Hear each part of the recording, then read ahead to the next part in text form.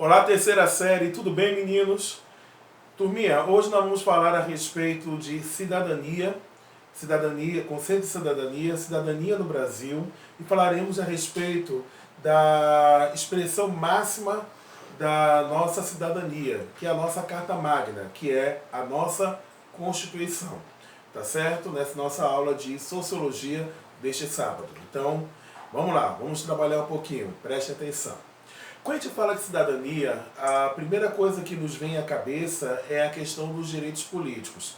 Muitas pessoas confundem cidadania com o direito ao voto, o direito de poder escolher os seus representantes, de poder votar para presidente da República, governador do estado, prefeito municipal, para poder votar para os membros do Poder Legislativo, deputado estadual, deputado federal, senador, mas os direitos políticos, que é o direito de votar e ser votado, é apenas uma parte da cidadania. Cidadania ela está relacionada a três tipos de direitos. Além dos direitos políticos, nós temos os direitos civis e os direitos socioeconômicos. A luta pela cidadania, terceira série, ela começou, de fato, da forma como nós conhecemos, na época da Revolução Francesa, em 1789, quando a população de Paris saiu às ruas para poder derrubar o chamado Antigo Regime, que era o regime absolutista. Na verdade, essa queda do Antigo Regime ela foi insuflada pelo movimento iluminista, por pensadores que no século XVII, mas principalmente no século XVIII, estiveram vendo uma alternativa ao regime absolutista, que era o regime que dizia que o rei era o representante de Deus na terra e só deveria prestar conta dos seus atos a Deus, ou seja, a ninguém, baseado na chamada TDDR, Teoria do Direito Divino dos Reis. E aí na Revolução Francesa houve uma verdadeira mudança social, no sentido de que, ao invés do poder estar concentrado apenas na mão de uma minoria, na mão de poucos, e de que este poder seria exercido pelo direito divino, ou seja, a pessoa que exerceria o poder, ela foi escolhida por Deus para fazer isso, então o poder deriva de Deus. Agora, pelo pensamento iluminista, o centro do poder sai de Deus e vai para o indivíduo, vai para o ser humano, vai para o homem. E aí, no caso, vem aquela máxima, aquele adágio que está bem consagrado na nossa Carta Magna, na Constituição Brasileira de 1988, que diz: todo poder emana do povo e em seu nome ele é exercido. É bem verdade que na luta pela cidadania, a primeira coisa que surgiu foi a questão dos direitos civis. Na verdade, se nós formos analisar, a luta pela cidadania ela teve três etapas, ela teve três momentos.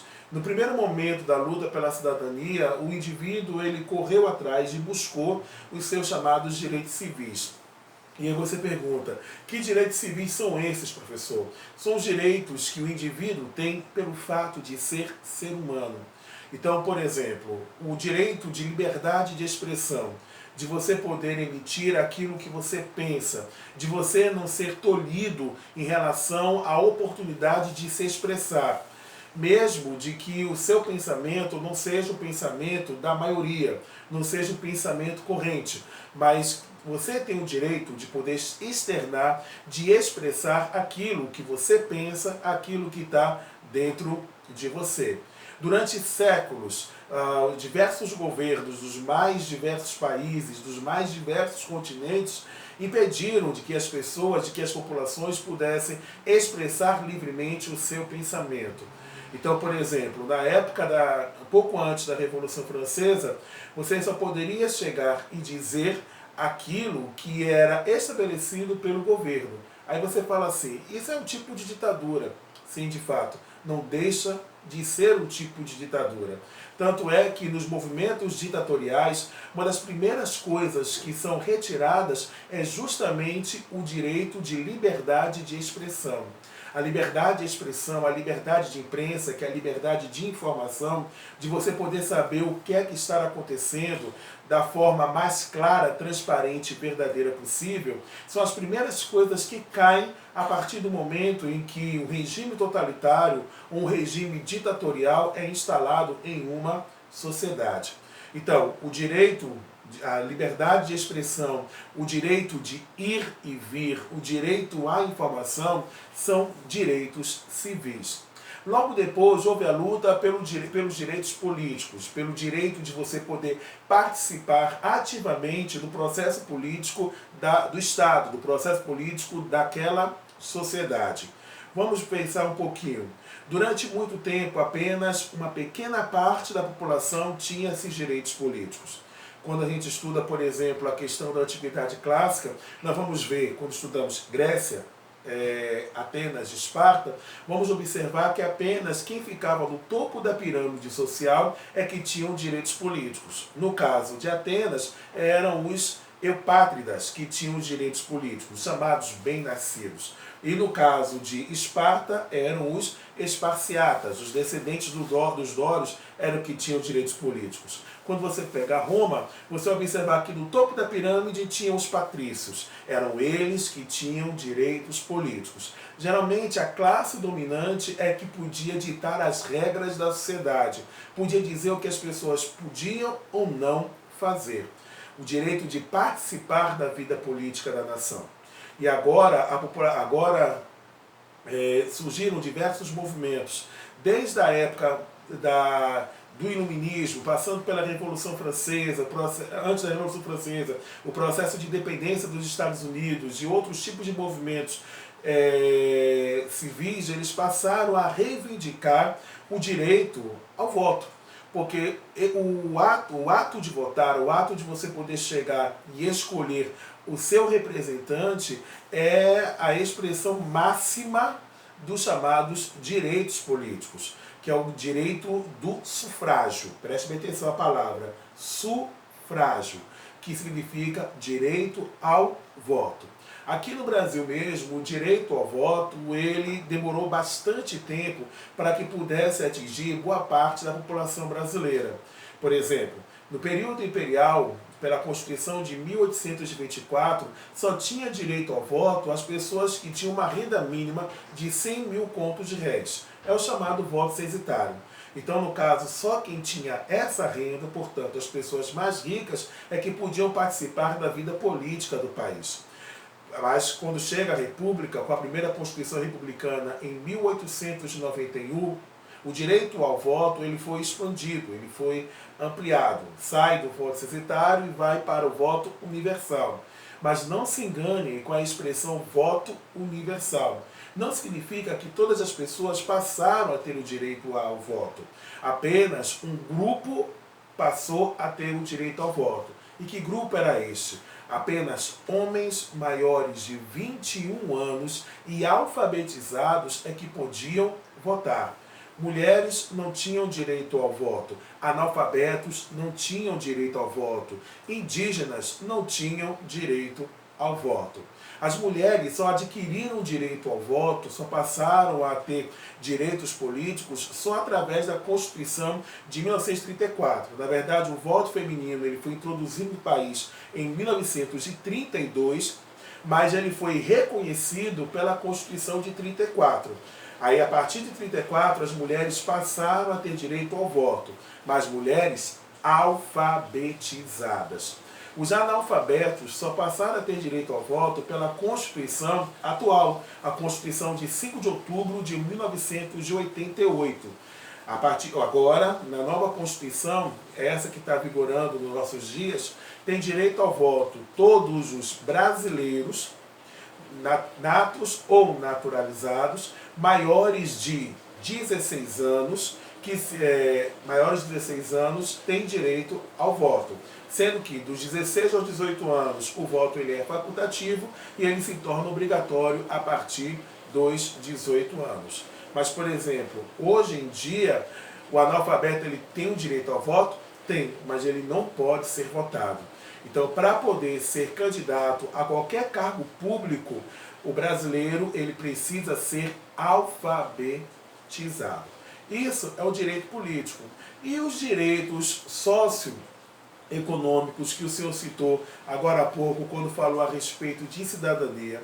Os direitos socioeconômicos, por exemplo, é o direito de seguridade social, que começou a ser discutido no mundo já no início do século XX. Na verdade, final do século XIX, início do século passado, século XX, é que começou a se discutir esses direitos, como por exemplo o direito de seguridade social.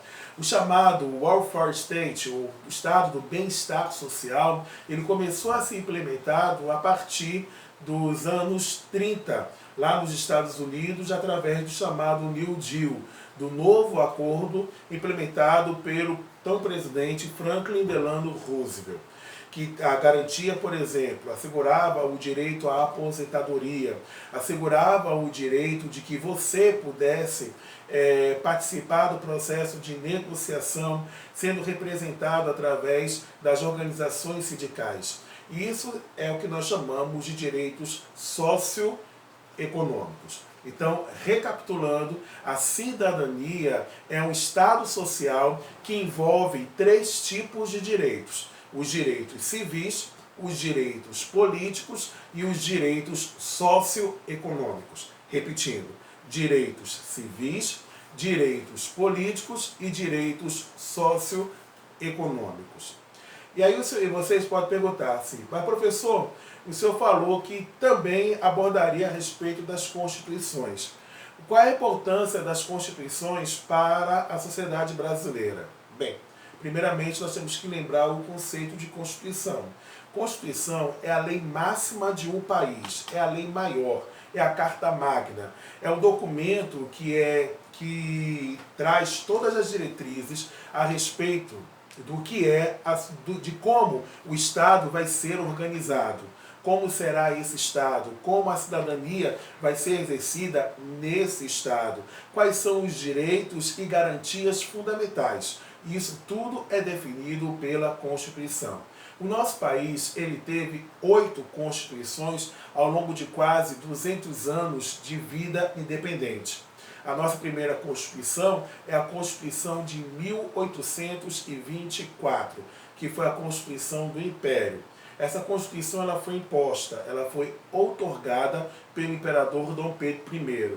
Quais são as características dessa Constituição? Uma delas eu já citei agora há pouco, que foi a introdução do voto censitário. Instituiu os poderes do Estado em 4: executivo, legislativo, judiciário, mas acima dele você tinha o poder moderador. Por esta Constituição, o Brasil ele tinha uma única religião oficial, que era a religião católica cristã.